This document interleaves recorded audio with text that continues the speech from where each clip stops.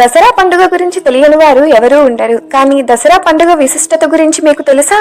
దసరా పండుగను విజయదశమి అని కూడా పిలుస్తారు. దసరా అనేది ఆశ్వయుజ శుద్ధ దశమి నాడు జరుపుకునే మహా పండుగ.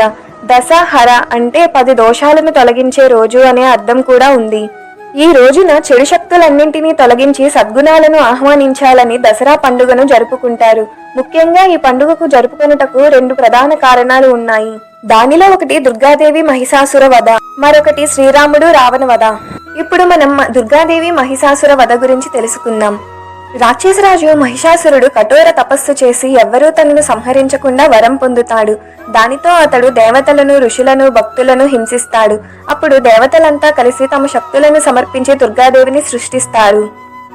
అమ్మవారు 9 రోజుల పాటు మహిషాసురునితో యుద్ధం చేసి చివరిగా దశమి రోజు మహిషాసురుణ్ణి సంహరిస్తారు. ఈ 9 రోజులు నవరాత్రులు చెడు శక్తులపై ధర్మం చేసిన యుద్ధాన్ని సూచిస్తాయి.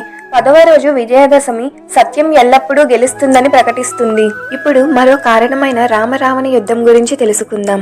ఈ యుద్ధం అందరికీ తెలిసిందే, కానీ ఎన్ని రోజులు జరిగింది, ఈ యుద్ధానికి దసరాకి సంబంధం ఏమిటి అన్నది ఎవరికీ తెలియదు. రావణుడు సీతామాతను అపహరించి లంకకు తీసుకువెళ్తాడు. సీతను రక్షించడానికి శ్రీరాముడు, లక్ష్మణుడు, భక్త హనుమంతుడు మరియు వానర సైన్యంతో కలిసి దండయాత్ర చేస్తాడు. యుద్ధం 10 రోజులు కొనసాగింది. ఒక్కొక్క రోజు రావణుని సైన్యంలో ఒక్కో వీరుడు సంహరించబడతాడు. ఈ యుద్ధం ఎలా జరిగిందంటే 1వ రోజు ప్రథమ. రామరావణుల సైన్యం మొదటి రోజు యుద్ధానికి దిగారు. రామ సైన్యం ధైర్యంగా పోరాడి మొదటి విజయాన్ని సాధిస్తారు. 2వ రోజు ద్వితీయ. రావణుడు తన సేనాధిపతులను పంపిస్తాడు. వీరందరూ రామ సైన్యంతో యుద్ధం చేసి ఓడిపోతారు. 3వ రోజు తృతీయ. రావణుని కుమారుడు ఇంద్రజిత్, ఇతనికి మరో పేరు మేఘనాథ్, యుద్ధ రంగంలోకి వస్తాడు.